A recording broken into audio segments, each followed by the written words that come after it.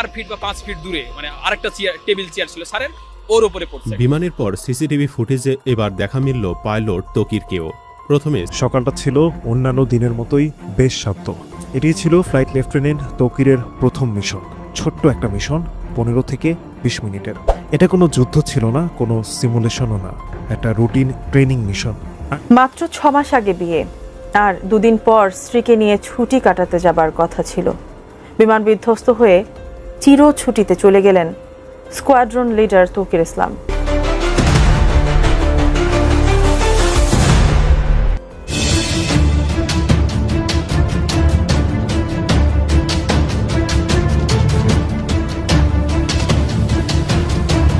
এদিকে milestone school and কলেজের যে যুদ্ধ বিমান ধ্বংস হয়েছে সেখানে বেঁচে ছিল পাইলট তৌকির আহমেদ। যখন বিমানটি বিধ্বস্ত হয় তার আগাম সতর্ক বার্তা পেয়ে নিজে প্যারাসুট দিয়ে নেমে যান এবং সেই আলোচিত প্যারাসুটটি গাছে ঝুলে থাকে এমন দাবি জানিয়েছেন প্রত্যক্ষদর্শীরা। পালস আছে আর কি, প্রেশারটা ওরকম পাই না, পালস আছে মানে জীবিতর মতো। আসসালামু আলাইকুম দর্শক, ঢাকা রাজধানীর মাইলস্টোনে যে বিমান দুর্ঘটনা হয়েছিল সেখানে যে পাইলট তৌকির নিহত হয়েছিল, অনেকেই বলতেছে এই তৌকিরকে নাকি মেরে ফেলা হয়েছে। দর্শক, এবার একের পর এক বের হয়ে আসছে চাঞ্চল্যকর তথ্য, যা জানলে আপনারা অবাক হতে বাধ্য হবেন। তো দর্শক চলুন বিস্তারিত দেখে আসি।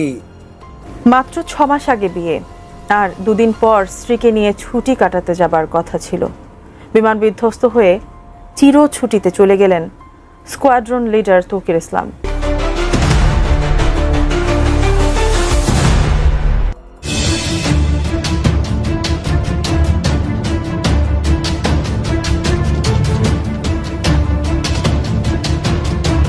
এদিকে মাইলস্টোন স্কুল অ্যান্ড কলেজের যে যুদ্ধ বিমান ধ্বংস হয়েছে সেখানে বেঁচে ছিল পাইলট তৌকির আহমেদ। যখন বিমানটি বিধ্বস্ত হয় তার আগাম সতর্ক বার্তা পেয়ে নিজে প্যারাসুট দিয়ে নেমে যান এবং সেই আলোচিত প্যারাসুটটি গাছে ঝুলে থাকে এমন দাবি জানিয়েছেন প্রত্যক্ষদর্শীরা। পালস আছে আর কি, প্রেশারটা ওরকম পাই না, পালস আছে মানে জীবিতর মতো আছে আর কি। কোনো আঘাতের চিহ্ন পাই না, শুধু মুখ দিয়ে ব্লাডিং হয়েছে। আমাদের বিমান দুর্ঘটনা হয়েছে যে সময় শব্দ হয়েছে উনিও পড়ছে এই জায়গায়। প্রায় 1 ঘন্টা পরে আমাদের এক টিচার যে বললো যে ওই জায়গায় প্যারাসুট দেখা যায়। জেট F7 যেটি বিধ্বস্ত হয়ে আমার থেকে ঠিক 150 মিটার দূরে গিয়ে আছড়ে পড়েন। একেবারে শেষ মুহূর্তে বিমান বাহিনীর পাইলট তৌকির ইসলাম সাগর, যিনি ইজেক্ট করে ঠিক এখানে একেবারে তিনি পড়েন। এটি একটি টিনের চাল, যেখানে তিনি পড়েছেন সেখানে একটি বিশাল আকারের গর্ত তৈরি হয়েছে। এছাড়াও অনেক সামাজিক মাধ্যমে উঠে আসছে এই বিমানের পাইলট বেঁচে যাওয়ার কারণে তাকে একটি চক্র মেরে ফেলেছে, যার প্রমাণ এখন পর্যন্ত পাওয়া সম্ভব হয়নি।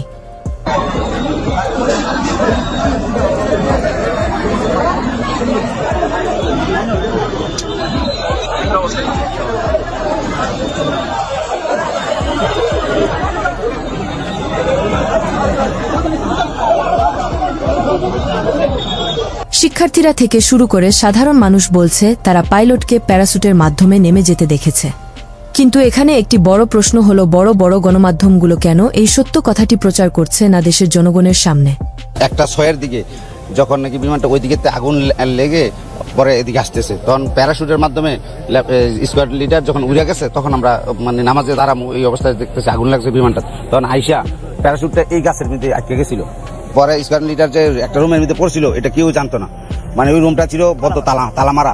1.5 ঘন্টা পরে আমরা সবাই দেখছি যে বেলুনটা গাছের মধ্যে একটা ঝুলতেছে। তখন আমরা ভাবলাম যে বেলুন এখানে কেন রয়েছে।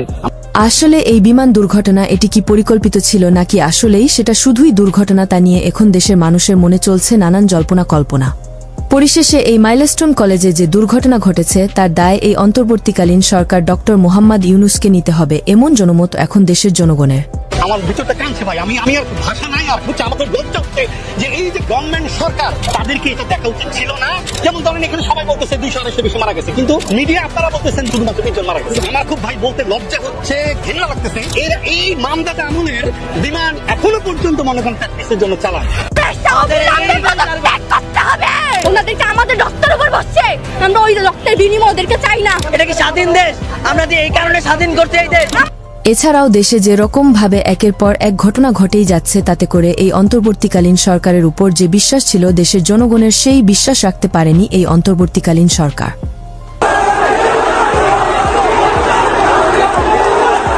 জুলাই একটা বাটপাড়ির নাম। 4 ফিট বা 5 ফিট দূরে মানে আরেকটা টেবিল চেয়ার ছিল স্যারের, ওর উপরে পড়ছে। বিমানের পর সিসিটিভি ফুটেজে এবার দেখা মিলল পাইলট তৌকিরকেও।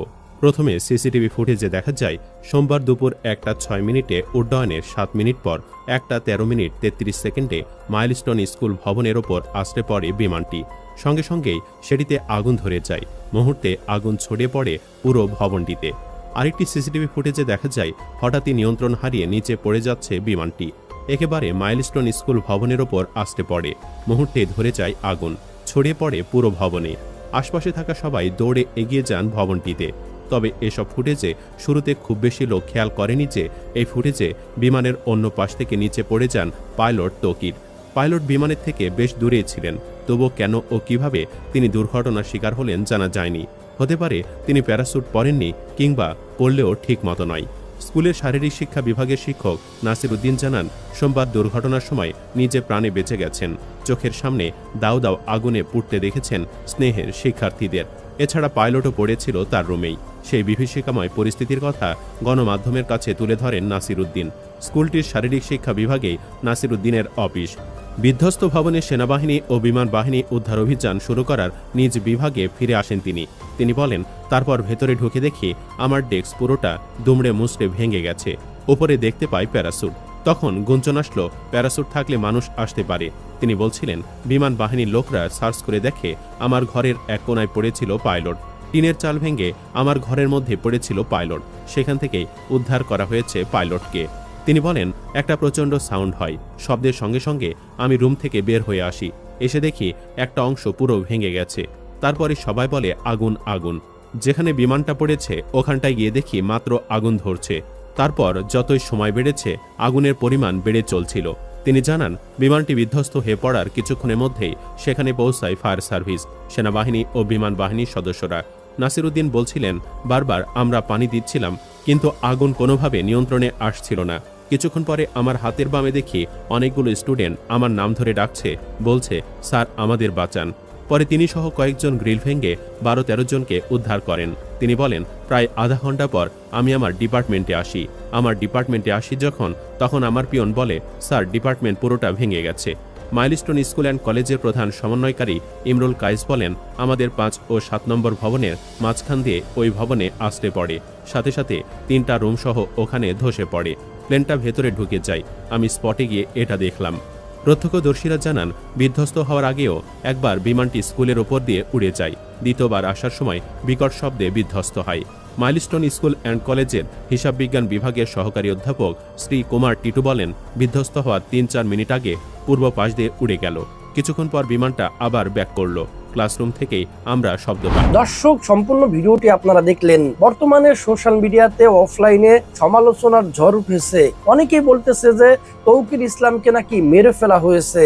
দর্শক, আপনাদের মন্তব্য কি? তিনি কি দুর্ঘটনায় মারা গিয়েছে নাকি তাকে মেরে ফেলেছে? আপনাদের মন্তব্য অবশ্যই কমেন্ট সেকশনে জানিয়ে দিবেন। তো আজকের এই ভিডিওটি এ পর্যন্তই। ভিডিওটি ভালো লাগলে লাইক এবং শেয়ার করে দিয়েন। চ্যানেলটি সাবস্ক্রাইব করে না থাকলে চ্যানেলটি সাবস্ক্রাইব করে দিয়েন। দেখা হবে নতুন ভিডিওতে। আল্লাহ হাফেজ।